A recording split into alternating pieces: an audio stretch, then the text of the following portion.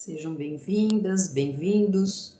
Nós vamos trabalhar agora um pool de aulas, nos referenciando no programa de Filosofia do Direito da Faculdade de Direito da PUC de São Paulo, Pontifícia Universidade Católica de São Paulo, e vamos trabalhar alguns módulos desse curso, de maneira que este material é um material de apoio, é um material didático, é um material que favorece a abordagem de partes desse programa, tá bem? Vão ser várias aulas, nós vamos abordar, num primeiro momento, os ideários mais alinhados com o chamado positivismo jurídico, né? E depois nós viremos mais para aquilo que a gente conceitua como, principalmente Alisson Mascaro conceitua como vertentes ecléticas do positivismo. Então, no primeiro momento, vamos falar dos mais tradicionais, né? Começando por Austin, que fez a grande virada, né, no positivismo. Nós veremos depois, ao longo das aulas, por quê. Passando por Kelsen, obviamente, né, não poderíamos deixar de trabalhar Kelsen, e vamos trabalhar com Hart, e depois vamos para as escolas mais ecléticas, não chegam nem a ser escolas, são realmente ideários, que são bem contemporâneas, algumas são bem próximas ao nosso tempo, e assim eu espero poder auxiliar vocês e didaticamente fornecer a vocês as informações necessárias e os pontos de vista de destaque de cada pensador e também bases para que você possa utilizar sempre a sua reflexão crítica, né? Eu costumo dizer, e acho que nunca é demais repetir, que o pensamento crítico, a reflexão crítica é a única que nos garante liberdade, né? Porque é a única que realmente faz com que a gente não aceite as informações de pronto sem nos aprofundarmos nessas informações e sem fazermos uma reflexão. Ou seja, a reflexão crítica é a única que permite que nós não sejamos meramente reprodutores de padrões, inclusive sem saber que padrão é ou por que é, né? Depois de saber se você quer reproduzir o padrão vigente ou o padrão que está hegemonicamente predominando, ok, se a sua crítica levou você a questionar esse padrão a ponto de desejar mudanças de paradigmas, novos paradigmas, ótimo também. Mas o importante é que você ative sempre, você esteja sempre num estado de espírito crítico, para que você possa garantir as suas liberdades de escolha, pelo menos no mínimo possível, e assim você tenha também segurança em relação ao que você está decidindo, os caminhos, modelos de vida, modelos de aplicação do direito, aqui no nosso caso, o objeto de estudo e de trabalho que nós escolhemos, e que você possa não só ter segurança, mas ter também a noção exata da sua responsabilidade com essas escolhas. Afinal de contas, as nossas escolhas, elas estão interligadas, e a minha escolha impacta na escolha de cada um de vocês, genericamente falando, e todas as nossas escolhas é que vão decidir qual é o modelo de vida, modelo de sociedade, modelo de planeta de organização de planeta que a gente quer, né? Então, muito importante debruçar-se sobre os paradigmas com uma visão crítica. E dito isso, a gente vai falar um pouquinho, então, de maneira introdutória sobre o positivismo, ou melhor dizendo, os positivismos, porque o positivismo não é homogêneo, nunca foi.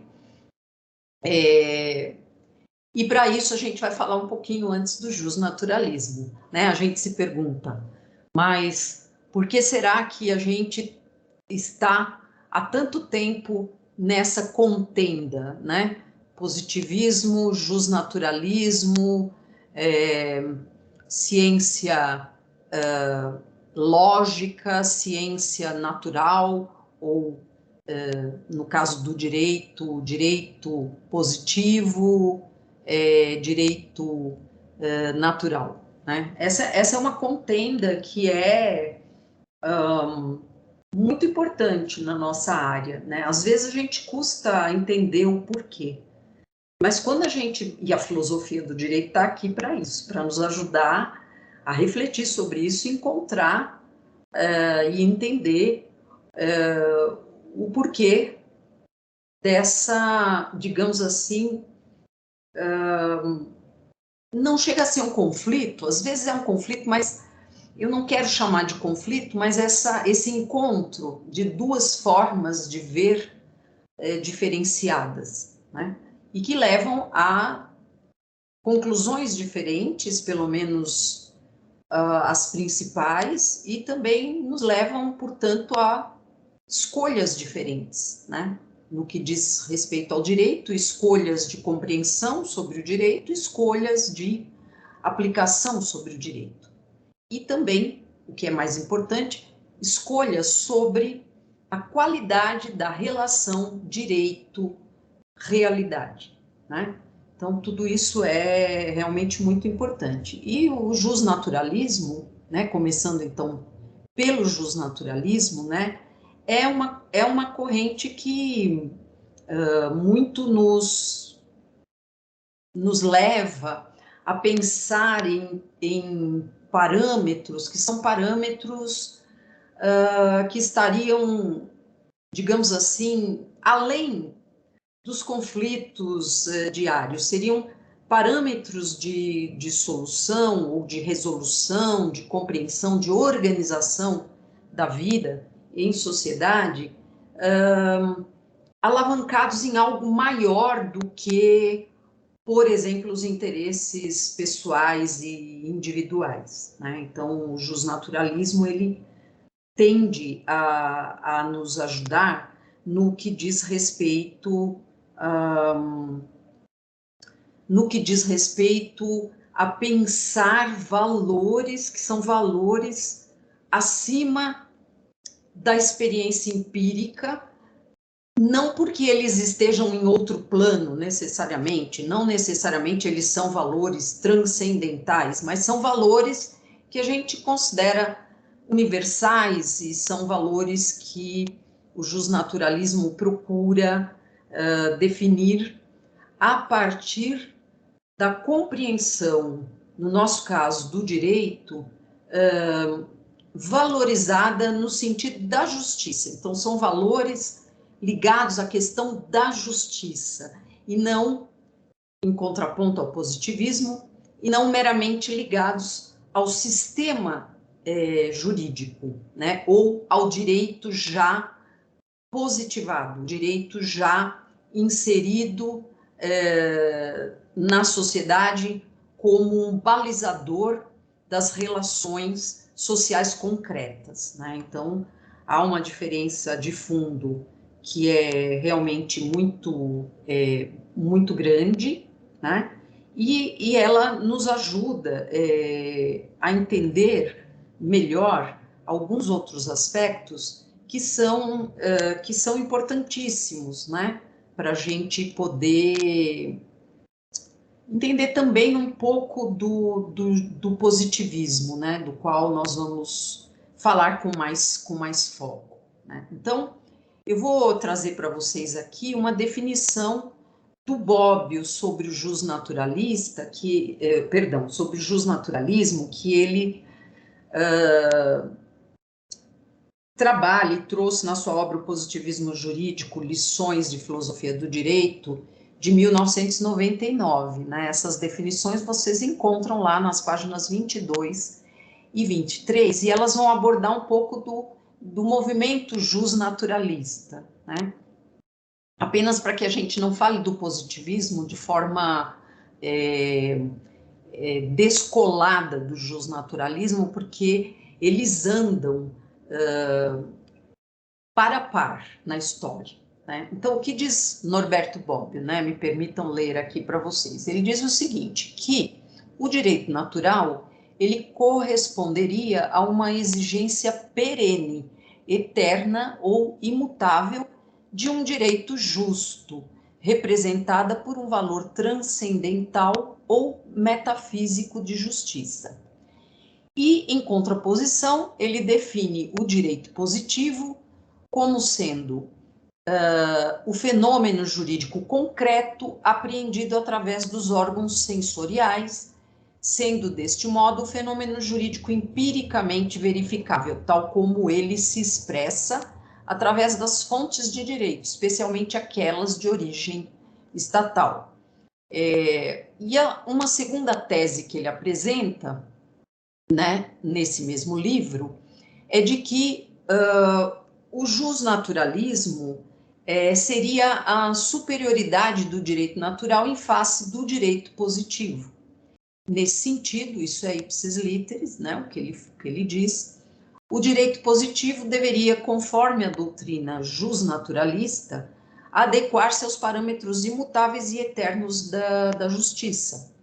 O direito natural, enquanto representativo da justiça, serviria como referencial valorativo.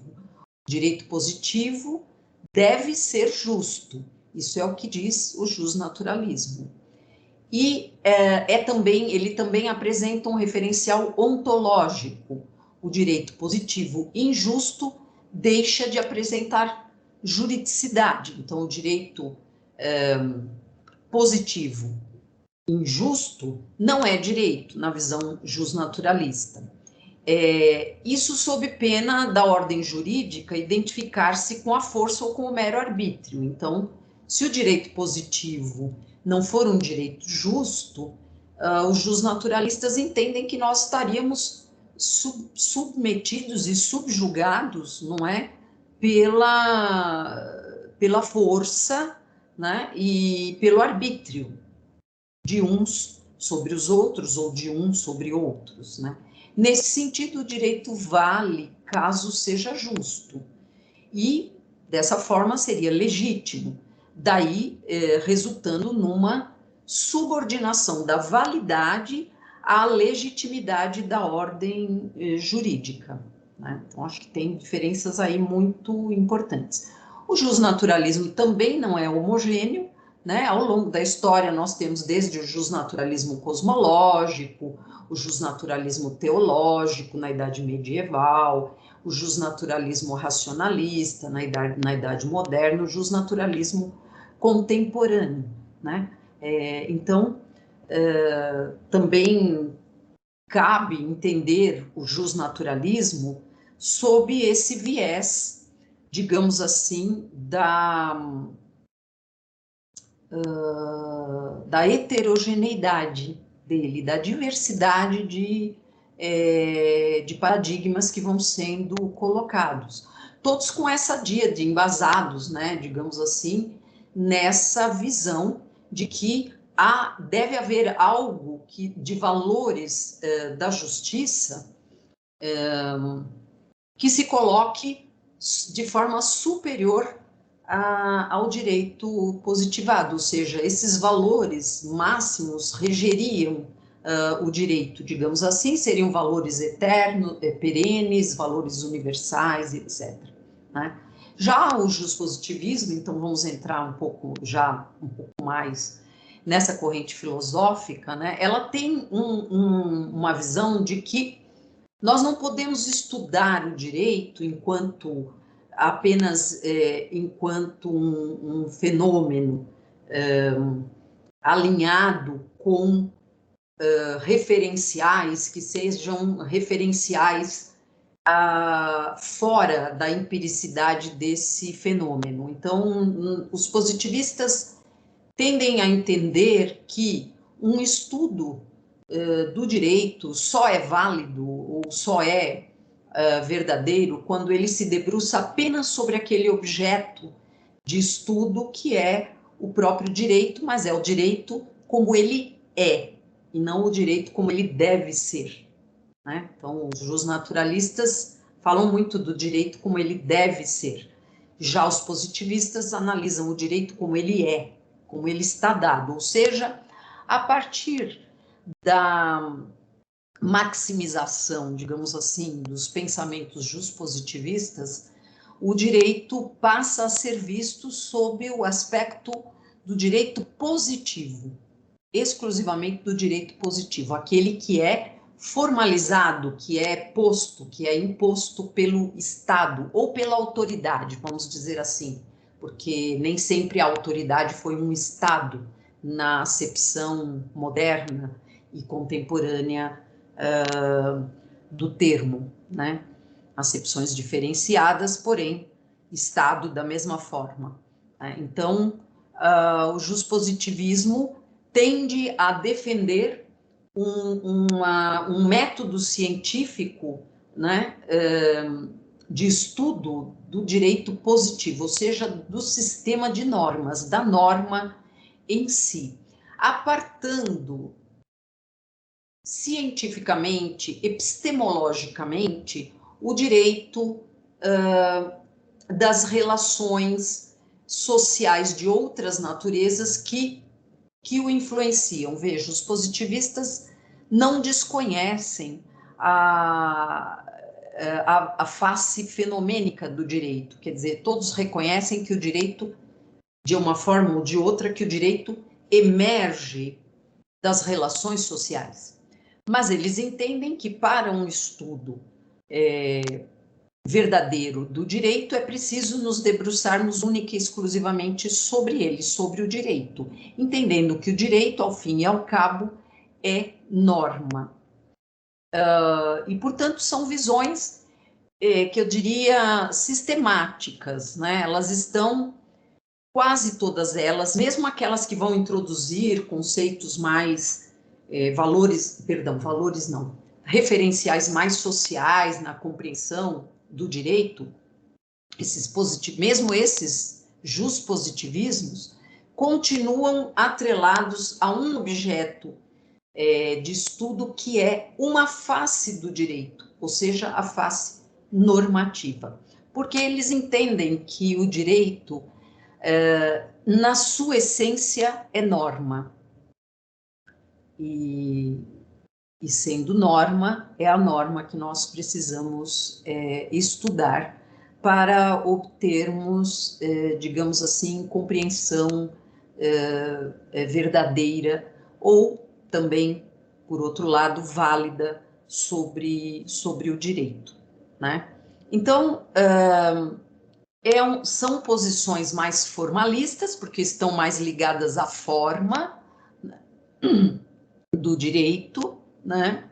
E elas vão procurar entender, compreender essas normas a partir de características que definem esse sistema, que caracterizam esse sistema. Obviamente, a gente conhece muito o juspositivismo a partir de um certo momento da modernidade, mas ele não nasce exatamente aí, ele nasce antes, ele nasce já no século XII, né? Costuma-se sempre lembrar que o positivismo, a primeira vez que mais ou menos o registro que se tem foi de uma obra chamada Didascalicon, perdão, que foi do Hugo de Saint-Victor, onde ele falava de um termo, ele trabalhava um termo chamado justitia positiva, então, justiça positiva, né? E isso foi se aprimorando, nós temos os outros autores que vêm para falar, os contratualistas, que vêm para incrementar já uma visão positivista, não vinculada necessariamente ao direito, ou exclusivamente ao direito, mas bastante já direcionada à autoridade do Estado como sendo a fonte que diz o que é e o que não é correto, o que é correto, o que é incorreto, o que é lícito, o que é ilícito, o que pertence, o que não pertence, né? o que está integrado e o que está excluído, né? Então, Hobbes, Locke, Rousseau com outro tipo de visão, mas também focado na questão do Estado, e por mais que ele o criticasse, né?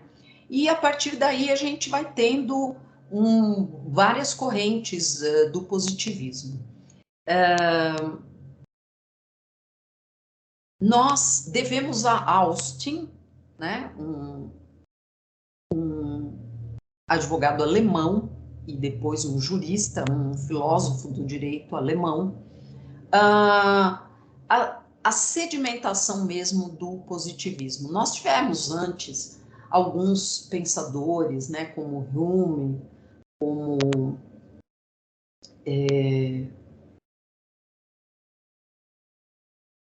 agora esqueci o nome do autor, me perdoem, mas Hume é o nosso ponto importante de referência, porque ele começa a desenvolver todo um utilitarismo, e com isso ele abre espaço para que depois Austin venha e dê a virada, a grande virada formalista do direito. Austin não é tão conhecido entre nós, né? Talvez alguns de vocês vão ouvir falar sobre Austin neste momento, mas ele foi muito importante, ele ainda é muito importante para o justpositivismo.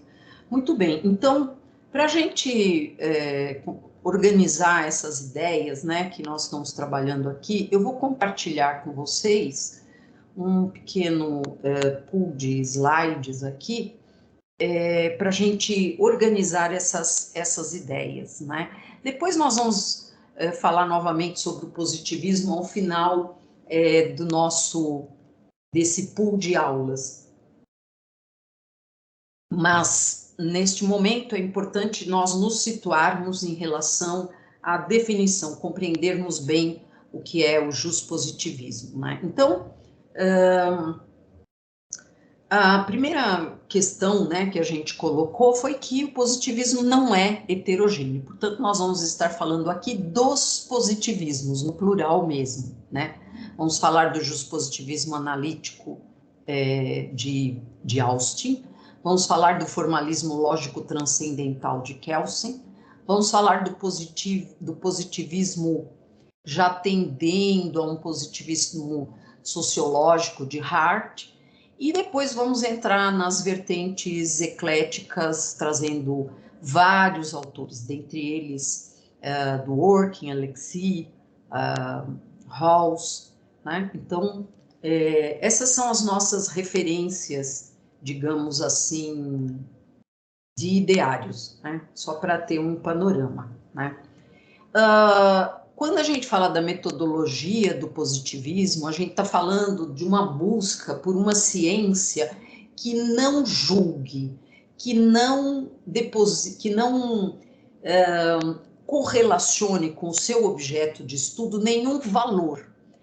Então, a ciência, para os positivistas, é uma forma de descrição dos fenômenos ou do objeto de estudo sem valoração, né? Então, todos vão trabalhar essa questão da não valoração pela ciência como sendo base de validade do processo de conhecimento científico, né? Sem essa base de não valoração, os justpositivistas entendem que não seria ciência, né? Seria política, história, sociologia, mas não seria ciência na acepção hard, na acepção dura, né, que eles trazem, né? Então, nós podemos dizer, né, que essa metodologia positivista, ela tem as seguintes bases. Primeiro,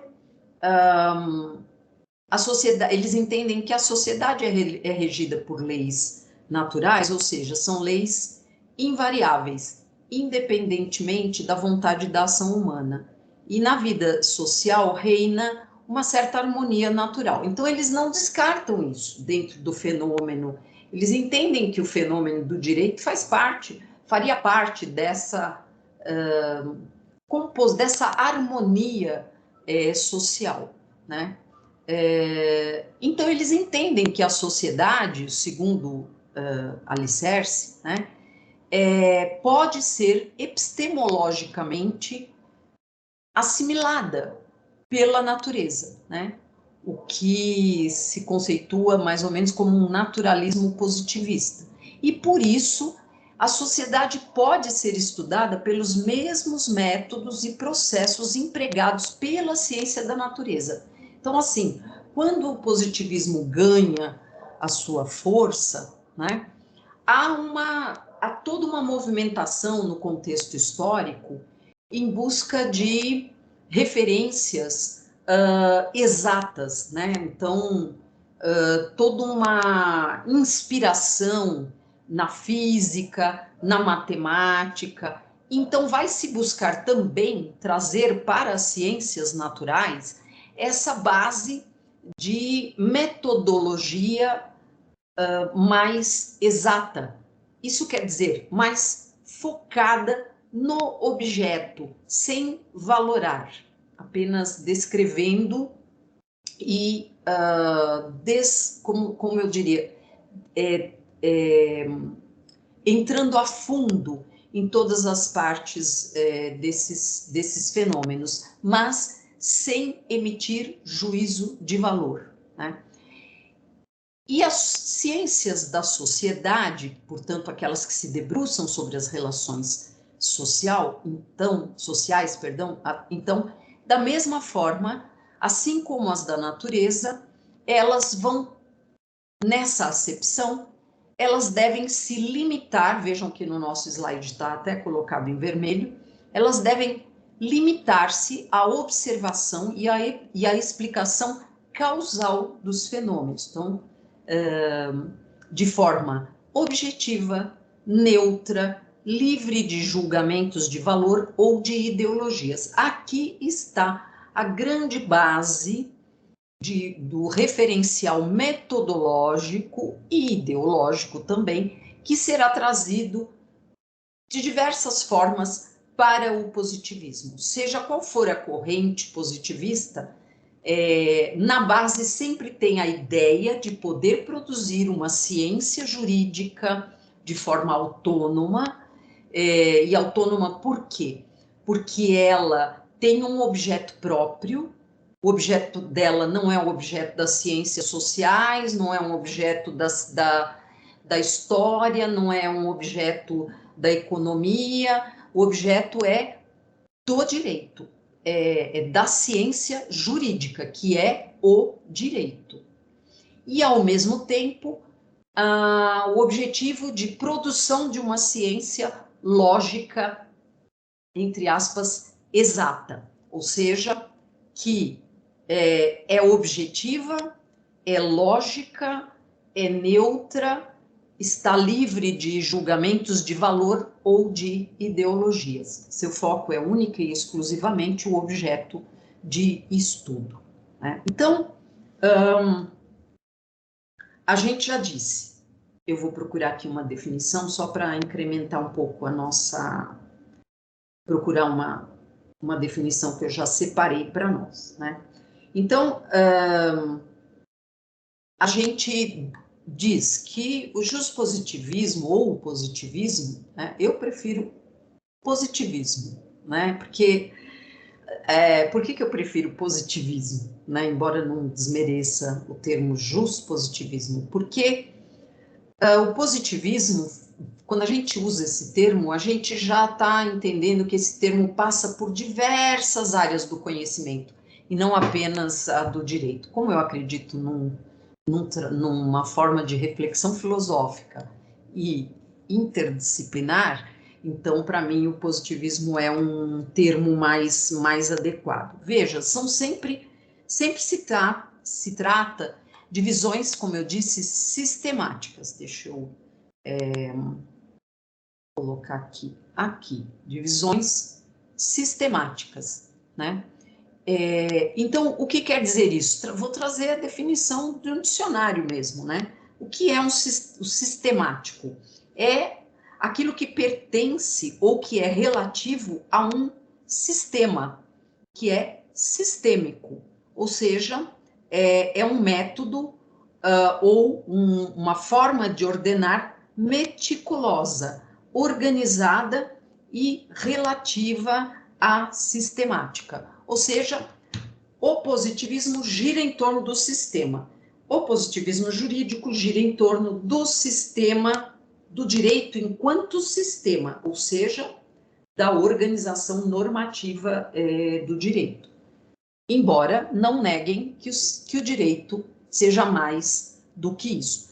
De maneira que o positivismo vai sempre se debruçar sobre o direito positivo, o direito emanado de uma autoridade, o direito estatal.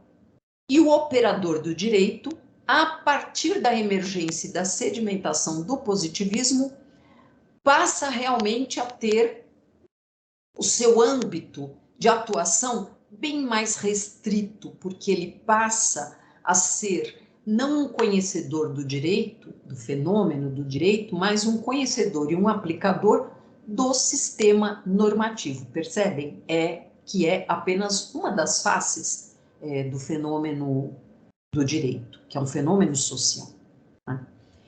Bom, a gente pode dizer que para o positivismo, como vocês veem aí no nosso slide, não existe direito que não seja o direito positivo.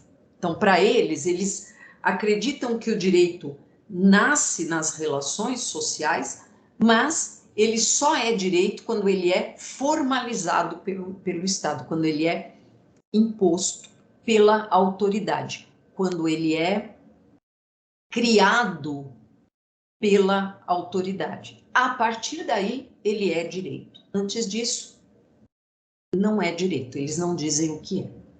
Pelo menos não de forma clara. Né? Então, ou seja, direito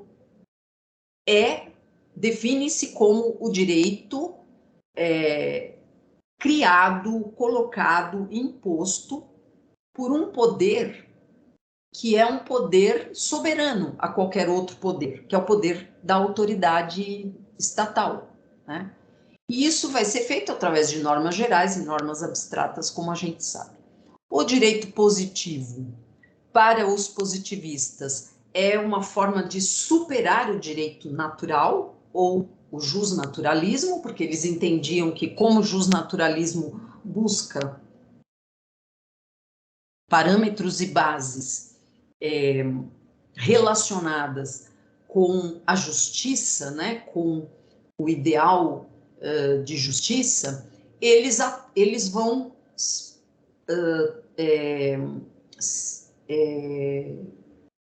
vão transitar, estava me fugindo a palavra, eles vão transitar por questões morais, por questões de outras naturezas, como, por exemplo, a religiosa na Idade Medieval, né? Mas que também são morais, moral cristã.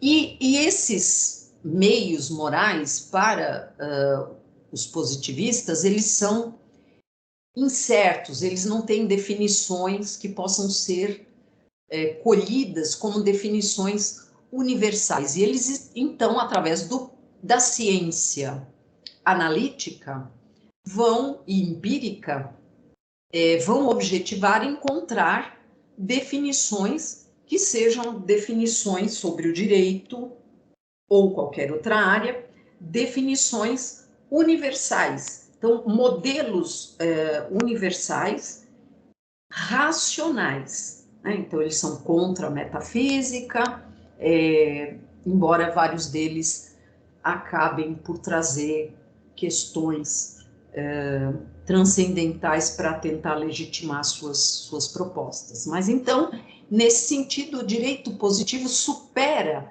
a incerteza e a pluralidade do direito natural. Né? Para eles é mais adequado o direito positivo. porque é o direito positivo que expressa o direito como ele é, no empirismo da realidade. Então, o positivismo jurídico, ele transforma o fato social em uma coisa, num objeto. E esse objeto, essa coisa, este fato social vai ser observado pela ciência através de bastante rigor científico, né, e metodológico, e vai transformar, portanto, a norma jurídica como objeto de observação. A norma jurídica que expressou, espelhou o fato social, né? Então, a ciência, para os positivistas, apenas descreve objetivamente, não atribui valor, e com isso há uma redução do pluralismo das fontes materiais ou não formais e há uma redução das fontes plurais e não formais à imposição da fonte formal, que passa a ser o único centro, né? Tá aqui no nosso slides, o único centro de irradiação normativa, ou seja, a fonte estatal de produção ou outra fonte convalidada. Boaventura de Souza Santos, sociólogo do direito português, bastante importante na contemporaneidade, costuma dizer que o positivismo faz eclodir e dá uma estatura imensa para o chamado monopólio estatal da produção jurídica. E com isso, a gente vai realmente, através do positivismo, olhar só para o sistema de normas, né? Como eu disse, o jurista, então, ele vai ser um aplicador do direito positivo, porque o Estado representa o momento superior da dialética da história. Então, voltando um pouco, né, ao contexto histórico, o Estado ganha essa relevância porque, a partir da modernidade, ele vai ser entendido como uma dimensão superior da organização social. E isso é um padrão é um referencial absolutamente basilar do positivismo, o que faz com que o padrão de que o jurista médio vai investigar apenas o mundo das leis estatais passe a ser preponderante, né? Porque o positivismo preponderou e ainda tem bastante influência na contemporaneidade, nos nossos dias atuais, né? Então, o que acontece? O jurista médio investiga o mundo das leis estatais e propõe até mudanças em certas leis, toma partido dos direitos humanos, por exemplo, contra os abusos totalitários, quando as questões sociais vão ser trazidas também para o sistema, para a análise do sistema jurídico, mas, vejam aqui, nunca põe em xeque o próprio direito positivo, tá? Então, isso é muito importante, né, que a gente se dê conta. Ou seja, os positivismos jurídicos, né, com todas essas bases que acabamos de visualizar, cada um à sua maneira, e a maneira nós vamos ver a cada aula, a maneira de cada um, ao fim e ao cabo, são sinônimos de um certo engessamento do sistema de distribuição de justiça. Por quê? Porque cingem-se ao próprio sistema. Haverá positivistas, como, por exemplo, Hans Kelsen, que vai entender que o justo é apenas o teor que se adequa a uma norma válida. Se a norma válida é injusta,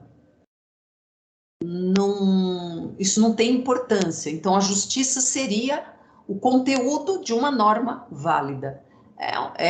Tudo bem que eu estou aqui sintetizando por demais, né, a visão sobre a justiça de Kelsen, mas ele próprio diz isso, né, em síntese. Então, isso é bastante questionável, né? Só falando um pouquinho mais do contexto, né, que o positivismo, então, nos impõe ao longo do tempo, né, a gente pode dizer que essa prevalência longeva, né, da dogmática jurídica, né, ela restringiu o campo de conhecimento do direito, do enfoque sobre o direito, né, porque ela trouxe tudo, ela fez preponderar o campo material e, portanto, o campo da processualização, o campo da forma. E a questão do mérito ficou subalterna a isso, não é que ela foi totalmente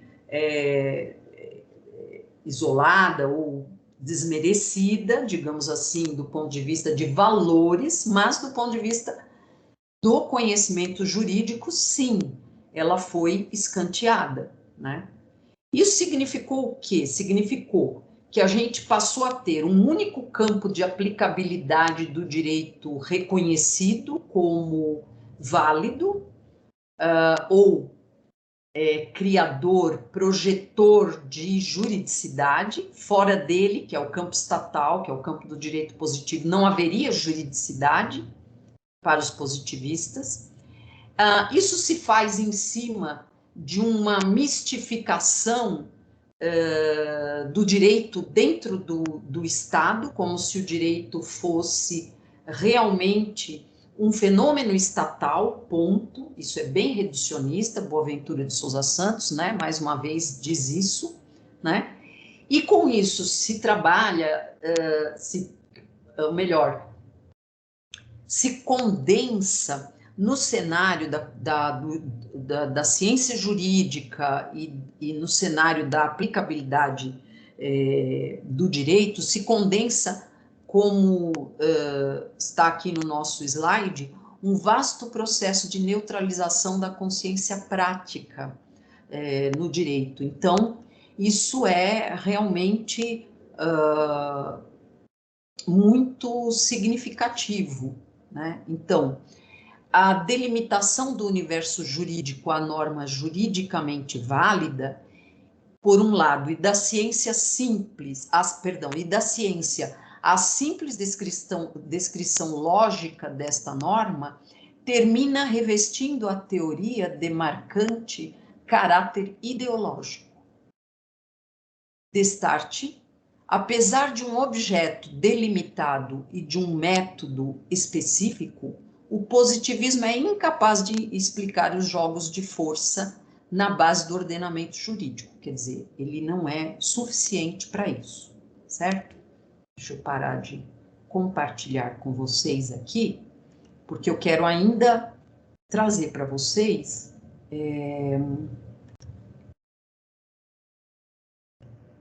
oh, meu Deus, será que eu esqueci de compartilhar?